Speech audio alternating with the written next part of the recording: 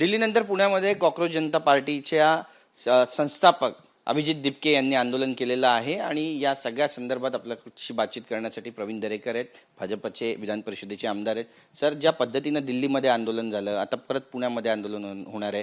विश्वंभर चौधरी असू द्या, इतर नेते असू द्या, हे सगळे जात आहेत. वकील असीम सरोदे पण त्या ठिकाणी पोहोचले, पत्रकार परिषद घेत आहेत. दबाव वाढतोय सरकारवरती किंवा तिसरा एक पर्याय उपस्थित केला जातोय असं वाटतंय? मला वाटतं विश्वंभर चौधरी असतील, सरोदे यांना अलीकडच्या काळात काही काम उरलं नव्हतं आणि त्याच्यामुळे पुन्हा एक संधी आईजीच्या जीवावर बाईजी उदार दिपकेचं आंदोलनात आपलाही स्वार्थ साधून घेण्याचा प्रयत्न त्यांचा केविलवाना दिसतोय.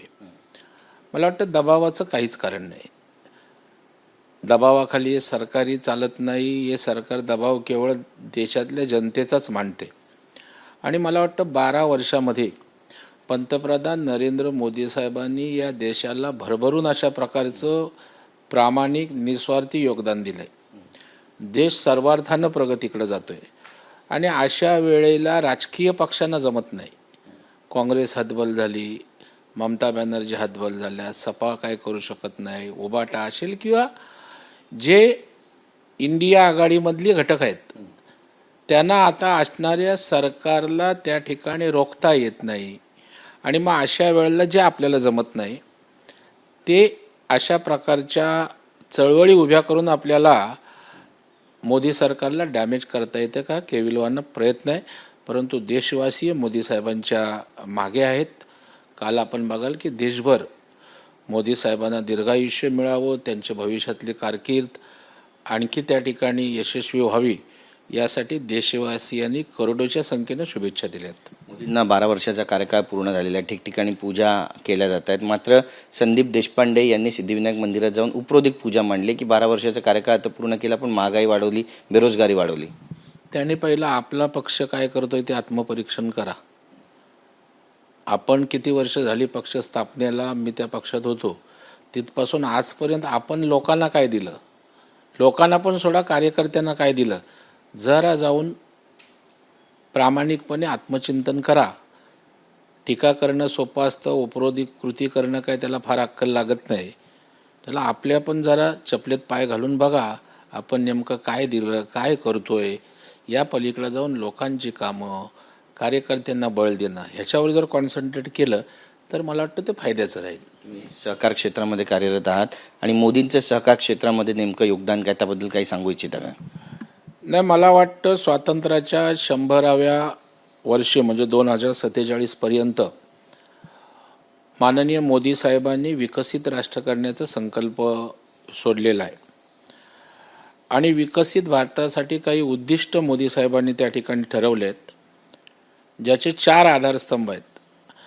एक म्हणजे आत्मनिर्भरता, दुसरा समृद्ध आणि सर्वसमावेशक अशा प्रकारची अर्थव्यवस्था, तिसरा नवोन्मेष आणि तंत्रज्ञान आधारित विकसित भारत आणि चौथा नैतिक आणि मूल्य आधारित समाज. आणि आपण जर बघितलं काय 4हीमध्ये सहकार आहे. त्यामुळे सहकार क्षेत्रातला कार्यकर्ता म्हणून मी ठामपणे सांगू इच्छितो की या विकसित भारताच्या पूर्ततेमध्ये सहकार क्षेत्राचं योगदान मूलभूत स्वरूपाचं असणार आहे. मोदी सरकारनं ग्रामीण अर्थव्यवस्था मजबूत करण्यासाठी, कृषी अर्थव्यवस्था मजबूत करण्यासाठी काही धोरणं त्या ठिकाणी आखली आहेत, त्याची अंमलबजावणी सुद्धा केलेली आहे. आणि म्हणून मोदी साहेबांच्या नेतृत्वाखाली सरकारनं 12 वर्षात सहकार क्षेत्राला बळकटी देण्यासाठी अनेक निर्णय त्या ठिकाणी केलेले आहेत. जसं की या देशामध्ये सहकार मंत्रालय स्वतंत्र नव्हतंच. कृषीचा एक भाग म्हणून छोटासं स्थान सहकाराला होतं, परंतु स्वतंत्र खातं तर निर्माण केलंच. अमित भाईंसारखा ज्येष्ठ मंत्री त्या खात्याला मंत्री म्हणून दिला आणि त्याच्यामुळं म्हणून 5 वर्षात या सहकार मंत्रालयाच्या माध्यमातून देशाच्या सहकाराच्या माध्यमातून फार मोठी उभारी त्या ठिकाणी सहकाराला, समाजव्यवस्थेला आलेली आहे. जसं की सहकारी डाटाबेस आहे, त्या ठिकाणी मल्टीस्टेट कायद्यामध्ये दुरुस्ती आहेत. पॅक सोसायट्या त्या ठिकाणी असतील तर पॅक सोसायटीना अनेक उद्योग करण्याचे परवानग्या त्या ठिकाणी दिलेल्या आहेत. वेगवेगळ्या प्रकारच्या नवीन राष्ट्रीय सहकारी संस्था त्या ठिकाणी स्थापन झालेत. जसे की आपण निर्यात वाढीसाठी नॅशनल कोऑपरेटिव्ह एक्सपोर्ट लिमिटेड, सेंद्रिय उत्पादनांच्या प्रोत्साहनासाठी नॅशनल कोऑपरेटिव्ह ऑर्गन लिमिटेड आणि बियाणे उत्पादन व वितरणासाठी भारतीय बीज सहकारी समिती आणि त्याच्यामुळे सहकारी संस्थांच्या माध्यमातून या देशाला विकासाकडे नेण्याचा माननीय मोदी साहेबांचा त्या ठिकाणी विचार आहे. दुग्ध आणि मत्स्य सहकाराचा विस्तारसुद्धा झालेला आहे. मोठ्या प्रमाणावर रोजगार त्या निमित्तानं होतो आहे. डिजिटली सहकार संस्था जोडल्या जात आहेत. सहकारी संस्थांना वित्तपुरवठा सुलभ करण्याचा प्रयत्न होतो आहे आणि म्हणून मला वाटतं महाराष्ट्राच्या सहकार चळवळीला तर प्रचंड बळकटी अमितभाई मोदी साहेबांनी त्या ठिकाणी दिले. जो टॅक्स रिलीफ असेल, इथेनॉल असेल आणि राज्यातली सहकार चळवळ जगवण्यासाठी वाढवण्यासाठी मला वाटतं मोदी सरकारचा 12 वर्षातलं योगदान हे राज्यातली सहकार चळवळ विसरू शकत नाही. एक शेवटचा प्रश्न आहे.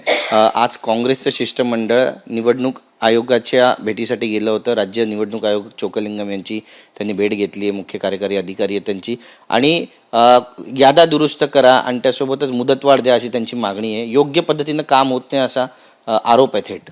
मला वाटतं विरोधी पक्षाला माझा नम्रपणे सल्ला आहे की त्यांनी पक्षासाठी लोकांसाठी काम करावं. हे रडीचे डाव बंद करावेत. यातनं काही साध्य होणार नाही. 2 दिवसाच्या बातम्या होतील. लोकांमध्ये जा, लोकांमध्ये गेलेला विश्वास संपादन करा, तरच आपल्याला भविष्य आहे. नाही तर अशा प्रकारे नौटंकी लोकांना अजिबात पसंत नाही. 1-2 दिवसाच्या बातम्या या पलीकडं अशा प्रकारच्या नौटंकीला काही किंमत आहे असं मला अजिबात वाटत नाही. म्हणून आमची बातचीत केल्याबद्दल कॅमेरा पर्सन अमित शिगवणसह गिरीश गायकवाड, TV9 मराठी, मुंबई.